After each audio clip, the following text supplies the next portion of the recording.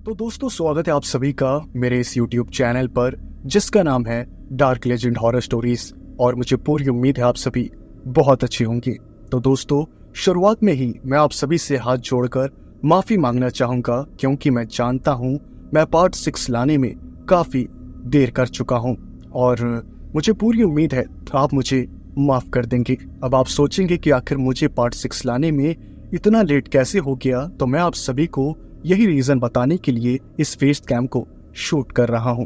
तो दोस्तों, अभी कुछ ही दिनों पहले मेरा जो पुराना चैनल था फेस कैम वीडियोस का, उसे वापस एक्टिव करने का मैंने फैसला लिया है। अगर आपको उस चैनल के बारे में नहीं पता, तो मेरे जितने भी सब्सक्राइबर्स हैं, जितने भी लिसनर्स हैं, अगर वो अपने साथ कोई भी डरावनी घटना जो उनके साथ घटी है वो मेरे से शेयर करते हैं, तो मैं उस चैनल पर उन घटनाओं को फेस कैम वीडियोस के थ्रू आप सभी तक पहुंचाता हूं।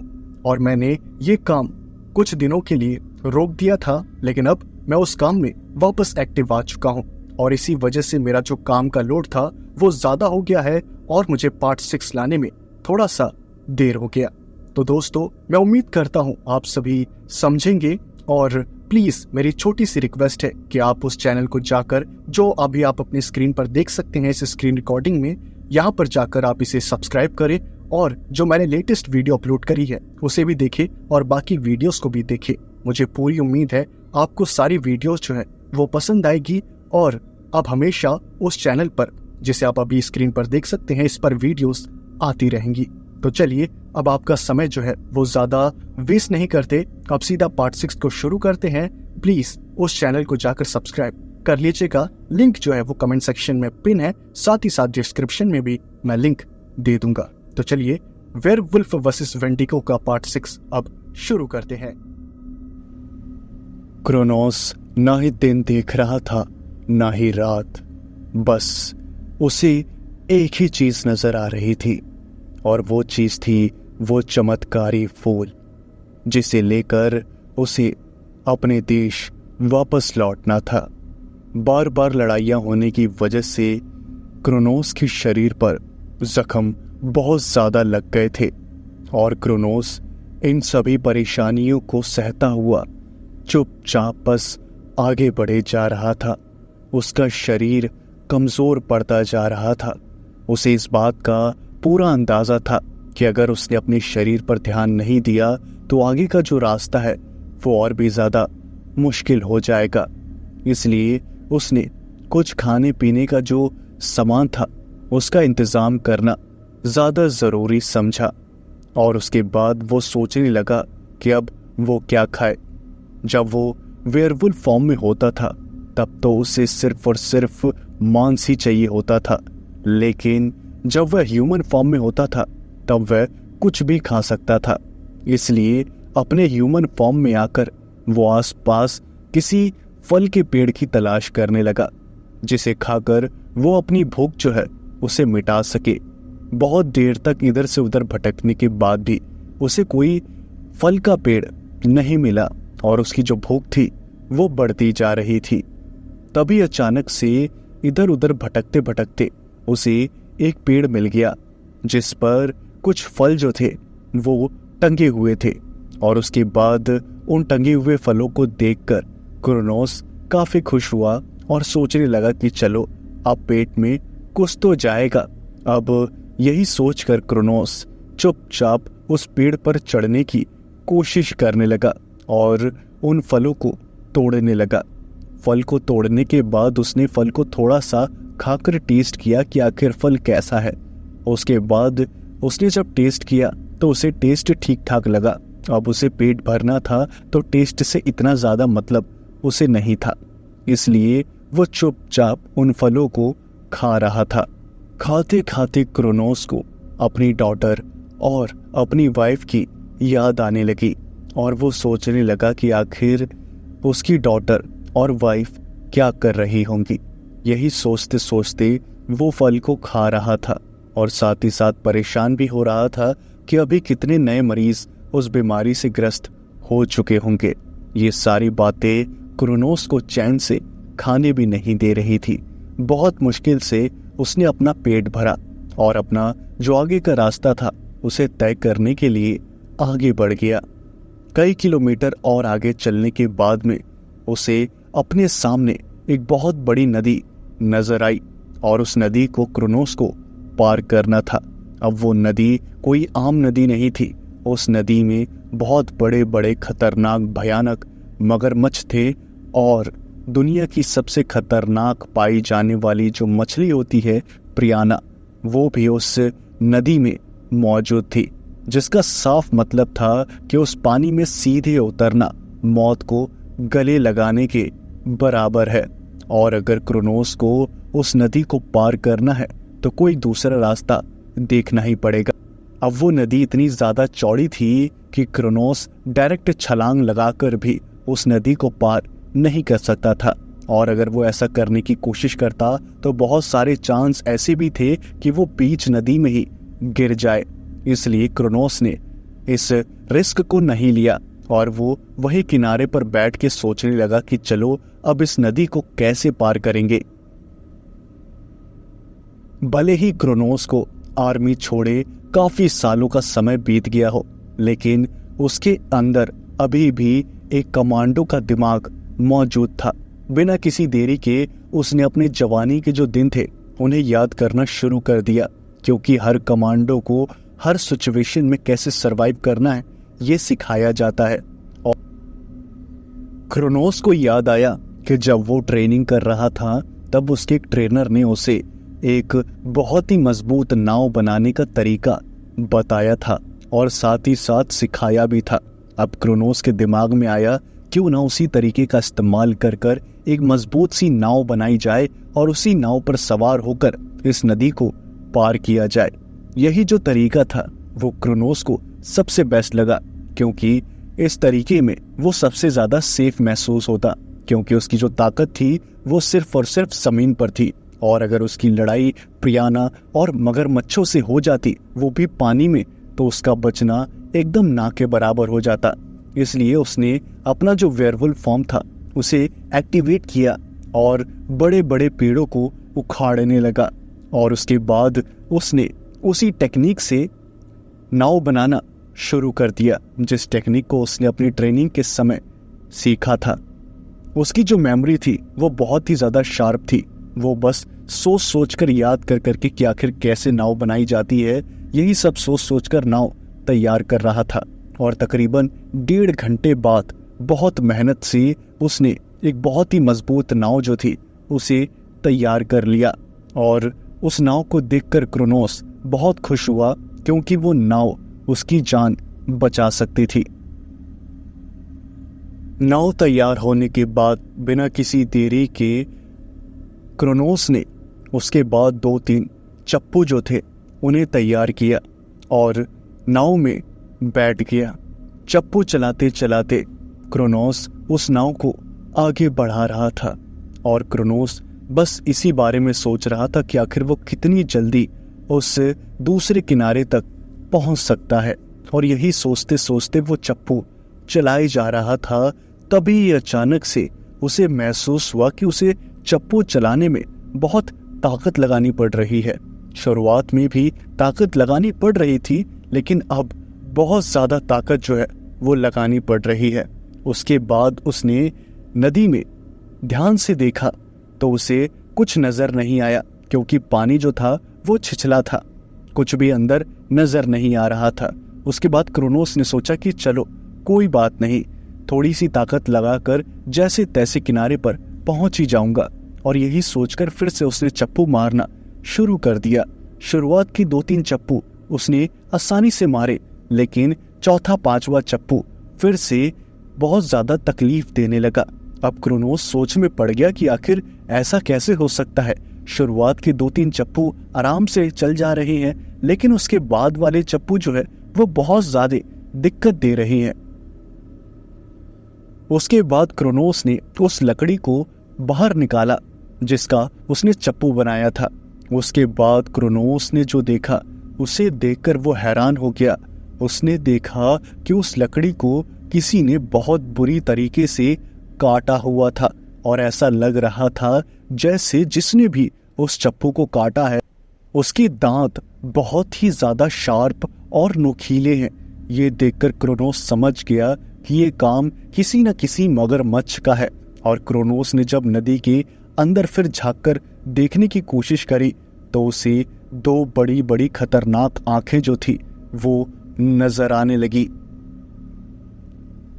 क्रोनोस ऑलमोस्ट आधी नदी को पार कर चुका था, अब थोड़ा बहुत डिस्टेंस और बचा था और इसलिए क्रोनोस चाहता था कि बिना किसी दिक्कत के वो नाव जितनी भी दूरी बची है वो भी तय कर ले। लेकिन उसके बाद से ही क्रोनोस का जो बुरा समय था वो शुरू हो गया। आसपास के जितने भी मगरमच्छ थे वो नाव के आसपास घेरा बनाने लगे और ये बात बहुत ही ज्यादा डरावनी थी।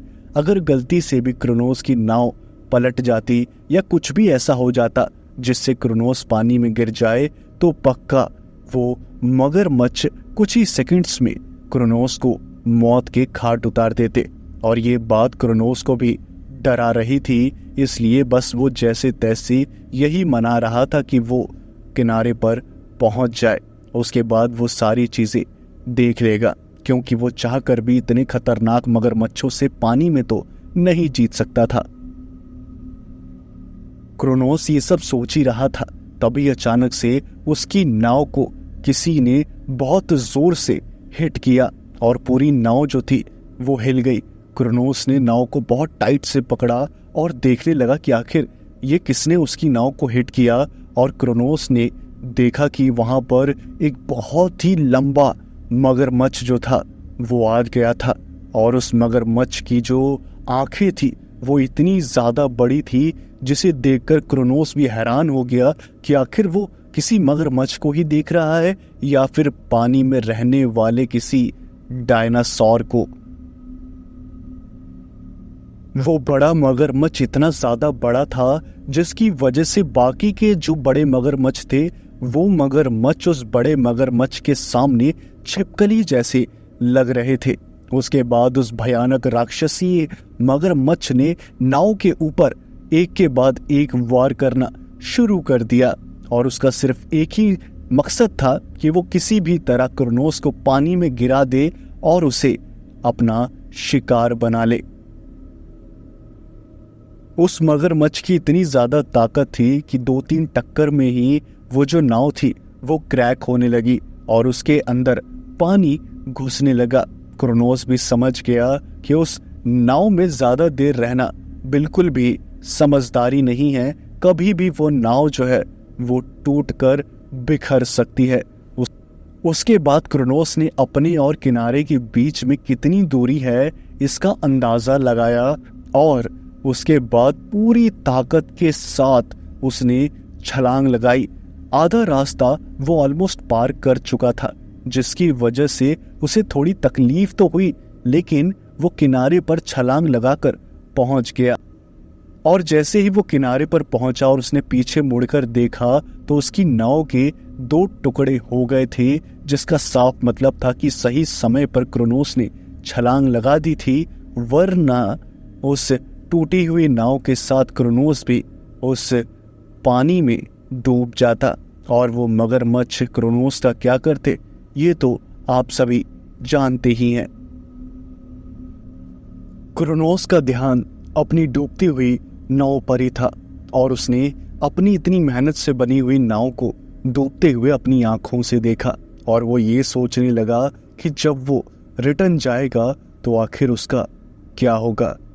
थोड़ी देर सोचने के बाद उसने सोचा कि चलो कोई बात नहीं, जो भी होगा देखा जाएगा, लेकिन अभी समय वेस्ट नहीं करते। और वो यही सोचकर बस आगे की ओर जा ही रहा था, तभी उसने देखा कि एक मगरमच्छ बस नदी के किनारे घात लगाकर बैठा हुआ था और उसकी नजरें क्रोनोस की तरफ थी। और उसके बाद जैसे ही उस मगरमच्छ ने अपने खतरनाक जबड़े क्रोनोस की तरफ बढ़ाए, तभी अचानक से क्रोनोस अपने ह्यूमन फॉर्म में ही वहां से भाग गया और जंगल के अंदर घुस गया। और ये काम क्रोनोस ने बहुत समझदारी वाला किया था, क्योंकि अगर वो अपने वेयरवुल्फ फॉर्म में आकर उस मगरमच्छ से लड़ता तो पक्का कहीं ना कहीं उसे भी चोट लगती और वो भले ही उस मगरमच्छ को मार देता, लेकिन नुकसान उसका भी होता। इसलिए समझदारी इसी में थी कि चुपचाप वहां से भाग लिया जाए और अपने काम पर फोकस किया जाए। क्रोनोस यही सब सोचकर बस आगे बढ़ा जा रहा था।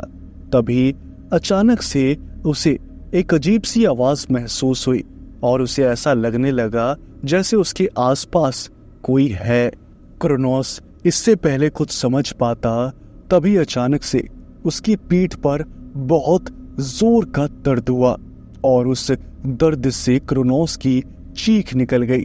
उसके बाद जैसे ही क्रोनोस ने पीछे मुड़कर देखा तो उसकी पीठ में एक तीर जो था वो घुसा हुआ था और क्रोनोस को समझ नहीं आया कि आखिर ये तीर उसे मारा किसने।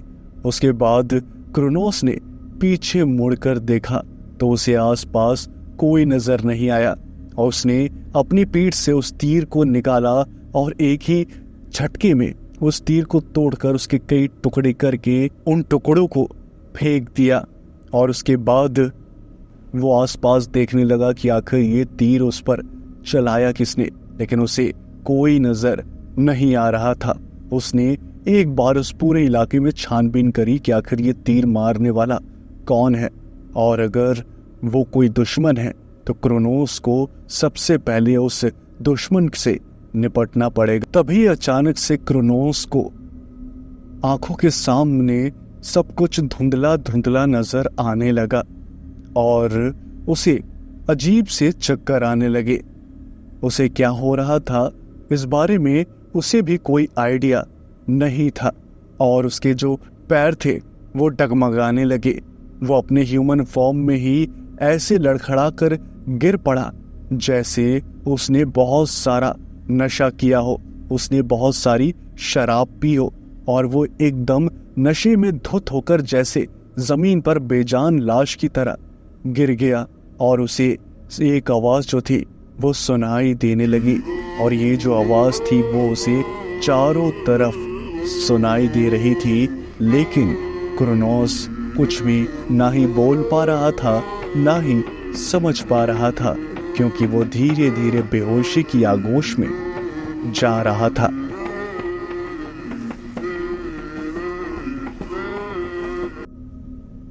धीरे धीरे क्रोनोस को जब होश आया तो सबसे पहले उसके हाथों की जो उंगलियां थी वो हिलने लगी और उसके पैरों की उंगलियां भी हिलने लगी। उसे आसपास की चीजें महसूस होने लगी। वो किसी मिट्टी वाली जमीन पर पड़ा हुआ था और उसे आसपास बहुत सारे लोगों की आवाजें सुनाई दे रही थी। क्रोनोस के सर में बहुत तेज दर्द हो रहा था। जब उसने अपनी आंखें खोली तो उसकी आंखों के सामने धीरे धीरे अंधेरा छा रहा था, लेकिन उसने जब अपना जो हाथ था वो सर पर थोड़ा सा ठोक कर अपने आप को ठीक करने की कोशिश करी, तब उसके शरीर में वापस जान आई और उसने अपने आसपास देखा तो उसे नजर आया कि वो एक लकड़ी से बने हुए पिंजरे में कैद है और उसके आसपास बहुत सारे लोग मौजूद हैं और उन्हें देखकर साफ पता चल रहा था कि वो सभी आदिवासी कबीले के लोग हैं। उनकी भाषा कुछ अलग ही थी और वो अपनी भाषा में कुछ बोले जा रहे थे। क्रोनोस बस यही सोच रहा था कि अब उसे क्या करना चाहिए। उसने सोचा कि अगर वो यहाँ पर समय वेस्ट करेगा तो बहुत दिक्कत हो जाएगी, इससे अच्छा तुरंत पिंजरा तोड़कर यहाँ से निकल जाता हूँ।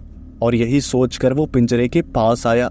उसने पिंजरे को अपने दोनों हाथों से पकड़ा और पिंजरे को तोड़ने की कोशिश कर रही थी, तभी अचानक से वहां पर मौजूद सभी आदिवासी अपने हाथों में नुकीले भाले लेकर क्रोनोस की तरफ भागकर आने लगे और उन्होंने अपने नुकीले भाले दिखाकर क्रोनोस को डराने की कोशिश करी। और उसके बाद क्रोनोस सोच में पड़ गया कि आखिर ये सभी आदिवासी क्रोनोस से चाहते क्या हैं। आखिर इस आइलैंड पर जहां पर कदम कदम पर आदमखोरों का वास है, वहां पर ये आदिवासी कबीले के लोग कैसे सरवाइव कर रहे हैं। क्रोनोस ने अपनी भाषा में कुछ बोलने की कोशिश करी। सुनिए, मुझे तुरंत यहां से आजाद करिए, मुझे यहां से जाना है, आप मुझे ऐसे पिंजरे में कैद नहीं कर सकते। और उसके बाद उन आदिवासियों ने अपनी भाषा में कुछ बोला। 还给他就是什么是国家的热线，就让他说啥什么是上帝上。अब क्रोनोस के समझ में कुछ भी नहीं आया। आदिवासी ने जो कुछ भी बोला वो उसके सर के ऊपर से चला गया। उसके बाद क्रोनोस ने हाथों से इशारा कर कर बताने की कोशिश करी कि उसे वो आदिवासी आजाद कर दे, लेकिन उन आदिवासियों को हैंड की जो लैंग्वेज थी वो भी समझ नहीं आई। अब क्रोनोस के हाथ में सिर्फ एक ही रास्ता था कि वो बस उस पिंजरे को तोड़कर वहां से भाग जाए। और उसके बाद उसने अपने दोनों हाथों से पिंजरे को पकड़ा और अपनी थोड़ी सी ताकत लगाई, और वो जो पिंजरा था लकड़ का वो पूरी तरह से तहस नहस हो गया।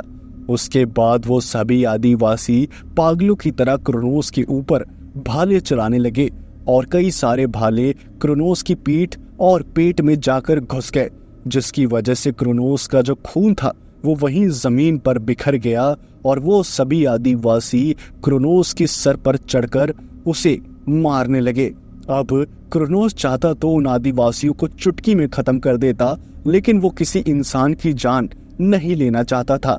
इसलिए सिर्फ और सिर्फ अपनी आत्मरक्षा करने के लिए उसने अपने सर पे बैठे आदिवासियों को उठाकर जमीन पर पटक दिया, और जितने भी भाले थे उसके शरीर में सारे भालों को एक साथ करके निकाल दिया। और उसके बाद वो वहां से भागने की कोशिश करने लगा। तभी अचानक से एक आदिवासी ने एक जहरीला तीर क्रोनोस के ऊपर मारा।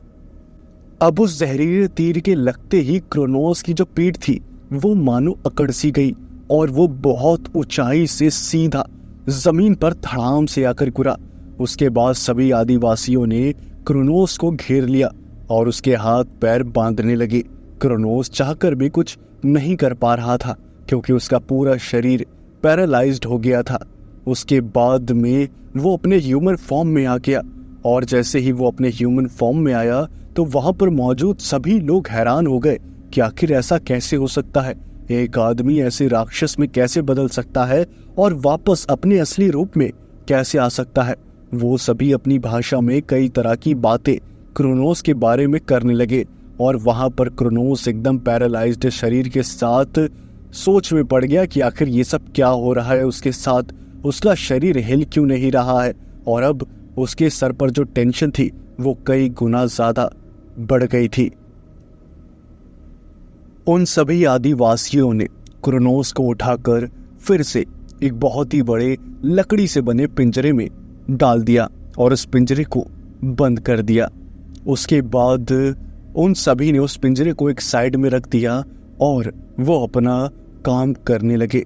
अब क्रोनोस का जो शरीर था वो पैरालाइज था, और वो कुछ समझ नहीं पा रहा था कि आखिर उसके शरीर को कैसे ठीक किया जाए।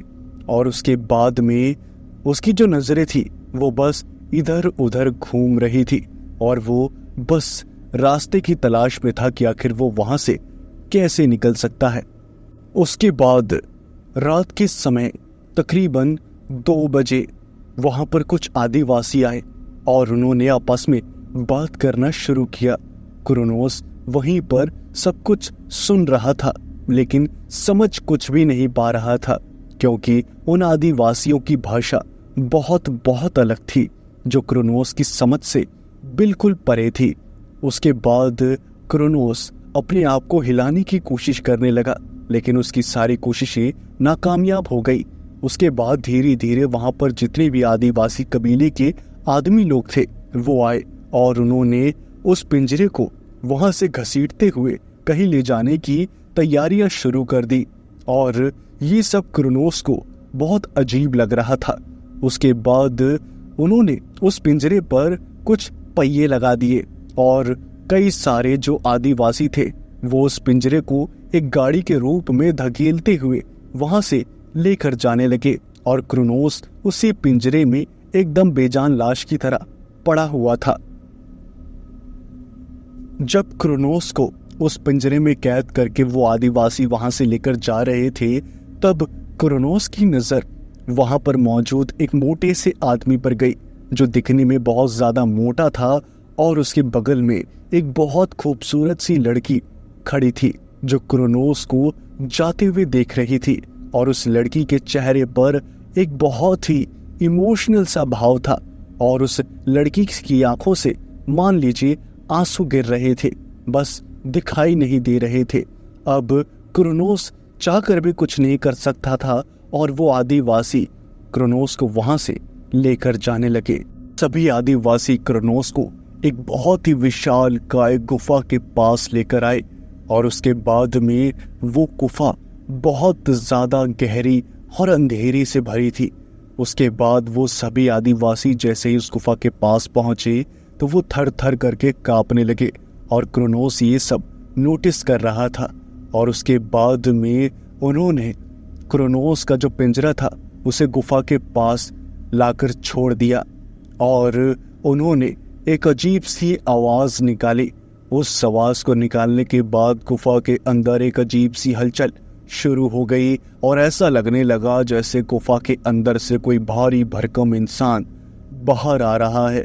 और तभी क्रोनोस की नजरें गुफा के ऊपर ही टिकी हुई थी और उसने देखा कि अंदर से कोई इंसान बाहर नहीं आया है और जो भी बाहर आया है उसे देखकर क्रोनोस की जो यादें थी 30 साल पुरानी इस आइलैंड से जुड़ी हुई, वो सभी यादें एक पुरानी पिक्चर की तरह उसके दिमाग में चलने लगी, क्योंकि उस गुफा से आया था वही आदमखोर वेंडिगो जिसे 30 साल बाद क्रोनोस देख रहा था।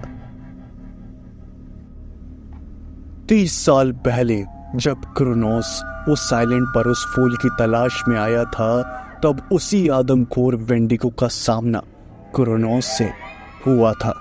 बस फर्क इतना था कि उस समय क्रोनोस एक कमांडो था और उसके साथ उसके कमांडो साथी थे और अब क्रोनोस अकेला है और अब वो इंसान नहीं है।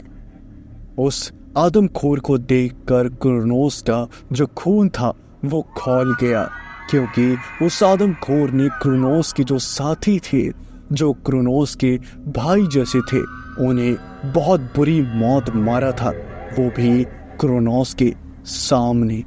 उस आदमखोर को देखकर क्रोनोस की आंखें पूरी लाल होने लगी और उसके दांत एकदम नुकीले पैने होने लगे।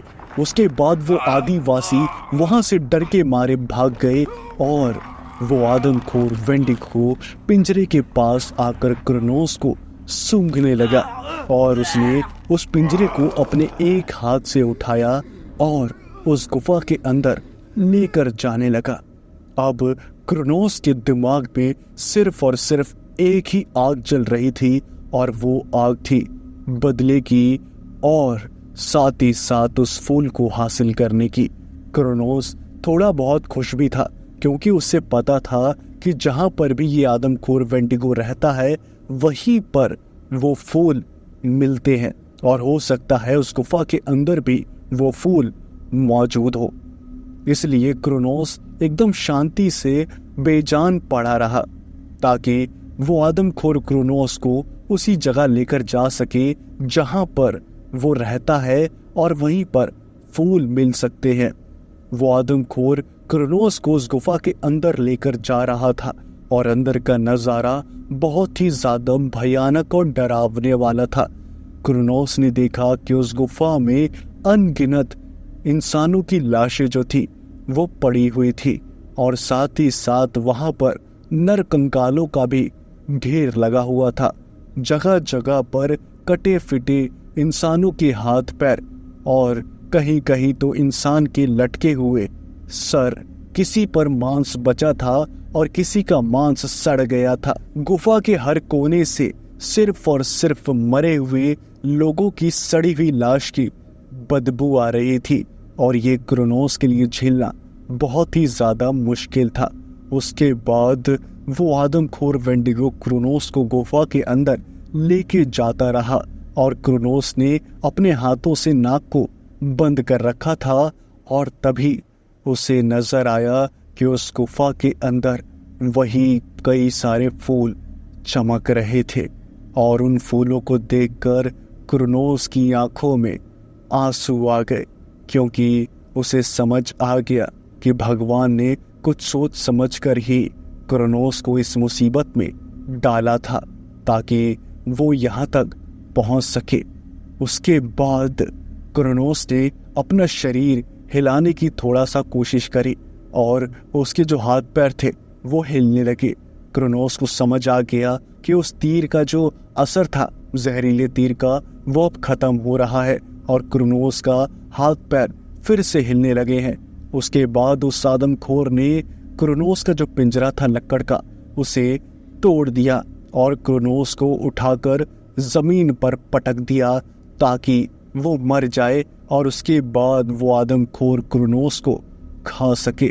लेकिन उस आदमखोर को नहीं पता था कि वो क्रोनोस कोई आम इंसान नहीं है। जैसे ही उस आदमखोर ने क्रोनोस को जमीन पर पटका, वैसे ही क्रोनोस का जो शरीर था वो आकार में बड़ा होने लगा और ये देखकर वो आदमखोर भी कुछ कदम पीछे होने लगा कि आखिर ये कैसे हो सकता है, ये तो सिर्फ और सिर्फ एक साधारण मनुष्य है, तो आखिर इसके शरीर में इतनी अचानक से बदलाव कैसे आ सकते हैं। उसके बाद देखते ही देखते क्रोनोस का आकार जो था वो बड़ा होने लगा और वो एक आदमखोर भेड़िए में बदल गया। उसके बाद बदले की आग में अंधा क्रोनोस सीधा उस आदमखोर से जाकर भिड़ गया।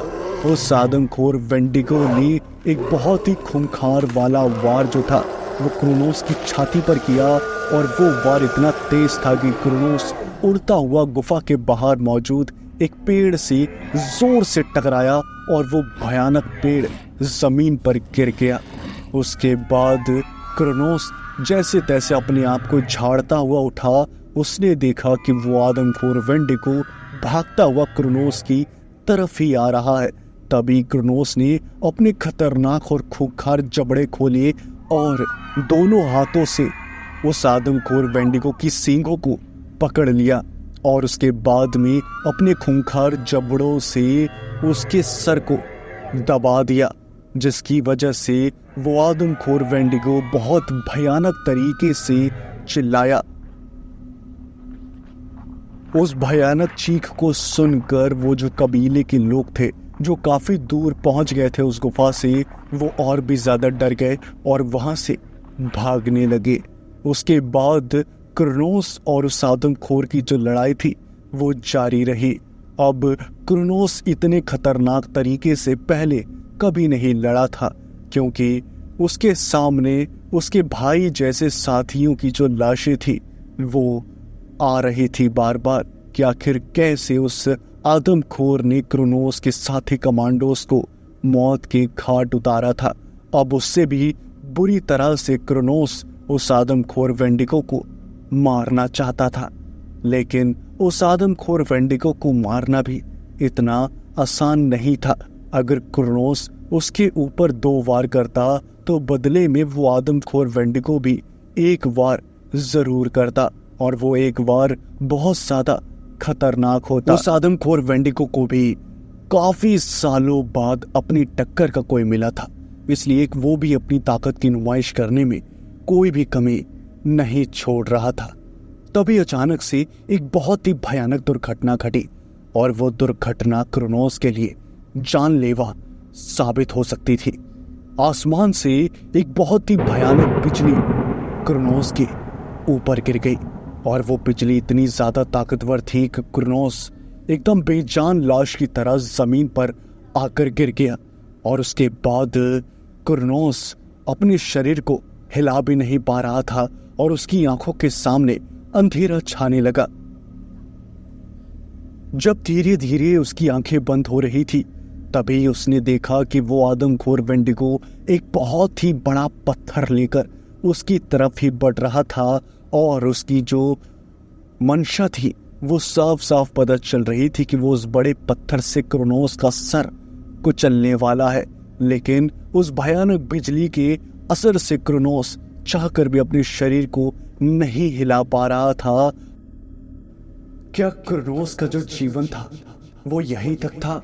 क्या वो आदमखोर वेंडिगो क्रोनोस के सर पर वो बड़ा सा पत्थर मारकर क्रोनोस की जान ले लेगा, या फिर उस बिजली से पहुंची हुई चोट क्रोनोस की जान ले लेगी? क्या कुरनोस इस आइलैंड से कभी भी उस फूल को लेकर वापस नहीं निकल पाएगा, या अभी जंग बाकी है? ये सारी चीजें जानने के लिए जरूर सुने इस कहानी का अगला भाग, यानी कि पार्ट 7।